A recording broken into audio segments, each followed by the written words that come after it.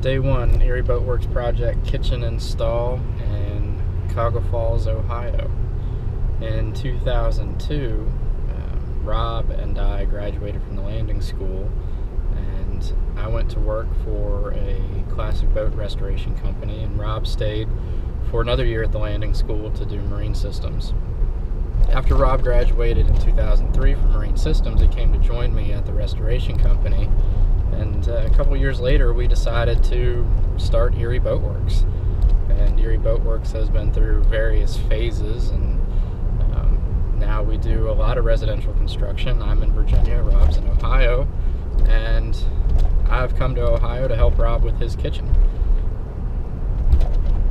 Today we're going to be putting in a new hardwood floor and installing our choice cabinets, the Cambridge line. Rob's done all of the prep work necessary to get into the project as far as laying the floor and getting the cabinets installed. He demoed out a couple walls, had a drywaller come in and patch up and match in where the ceilings were a little different. He has taken care of a lot of the painting ahead of time. Yesterday when I got in the afternoon, got here about 3 o'clock, I met Rob and Chris. We went over to Carter Lumber here and picked up the trim that's going in. And for those of you who don't know, Chris is a longtime friend and Rob and I's mentor in the construction industry. We worked with Chris at various construction companies when we were trying to get Erie Boatworks off the ground back in 2004, 2005. So Chris is a huge help and a wealth of knowledge, and has just been a great friend to me and Rob. So we're excited about working with him on this.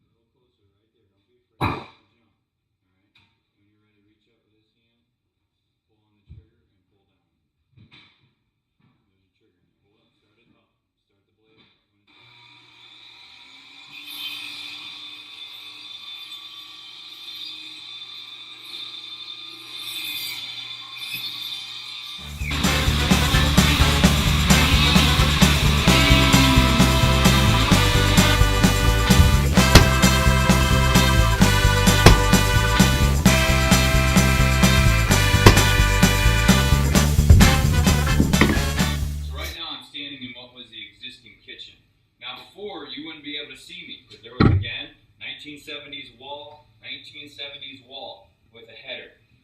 We were originally going to leave this wall in place, but as we were moving through our planning process, the idea of an open kitchen said, hey, you know what, we need this wall to go.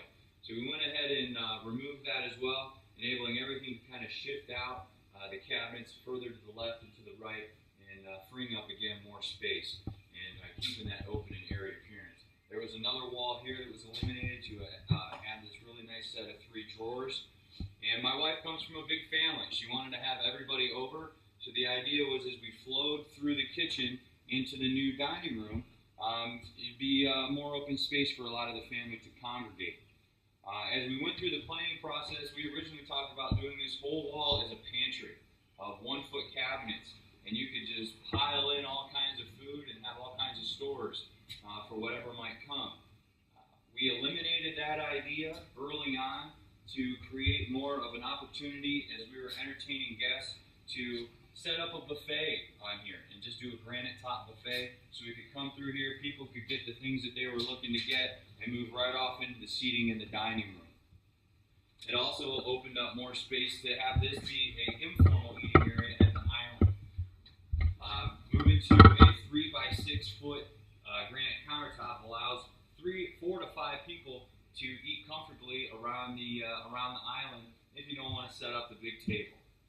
So that's how we moved through there, and then a nice great big dining room for the whole family to eat at. So now we're going to come out of the renovated kitchen. We're going to come into what was the formal living room back in the 70s. Well, formal living rooms are gone. My wife and I had no intention of having a bunch of furniture that no one ever sat on in a room that nobody ever went into. So we created the world's largest small house dining room. There's going to be a 14-person table dead center of the room do 2 large ceiling fans, one at either head of the table, and maybe a chandelier or some combination thereof. We haven't really decided that, but when we had the ceiling done, we removed every fixture that was in the ceiling so that we had more options coming through.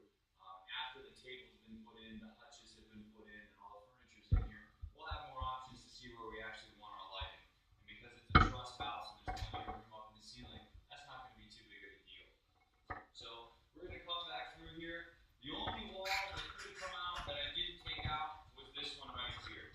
Because as we move in, you're going to see that there's a really nice finished den off to my left. And I just wanted to create a space where, you know what, this is a separate hangout as opposed to the room that we're about to walk into.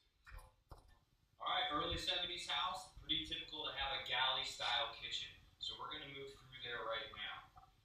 You can see a floor to ceiling pantry cabinet off to my left. Even once it's full of food, even my kids won't be able to eat everything that's in there.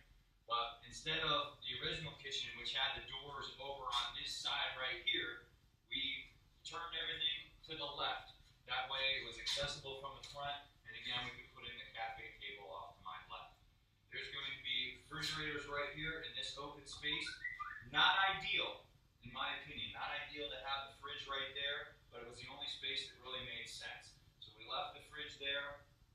We just got some cabinets over the top of that that only I'll be able to grab because my wife's about 5'2", but that's her problem, not mine. We'll get a nice little step stool for her.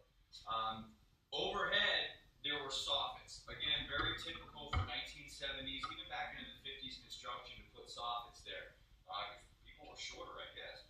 But anywho, we went ahead and eliminated those, and we went with 32-inch cabinets up top.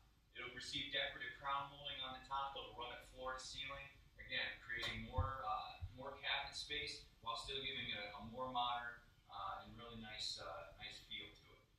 Moving right along, there'll be a over-the-range microwave, which we're going to have to. Most of this cabinet's going to be eliminated through wiring and also having the vent that goes through to the ceiling. Now, when I say wiring, we're going to have the transformer located in this cabinet, which is actually conveniently right here for the purpose of this video. Holy smokes! So there's the transformer for all the under cabinet lighting. The wiring will all be run through the ceiling, and you'll have some nice soft glow lights under each one of these overhead cabinets. And then again around the island in the center of the renovated part of the kitchen, it'll just cast a nice soft glow, act as a night light at night so the kids aren't bumping into everything.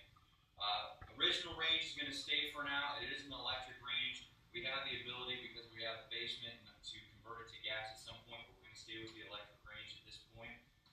Inch and a half granite countertops and backsplashes will go in these areas. We're not going to do anything other than painted surface for the backsplash because my wife and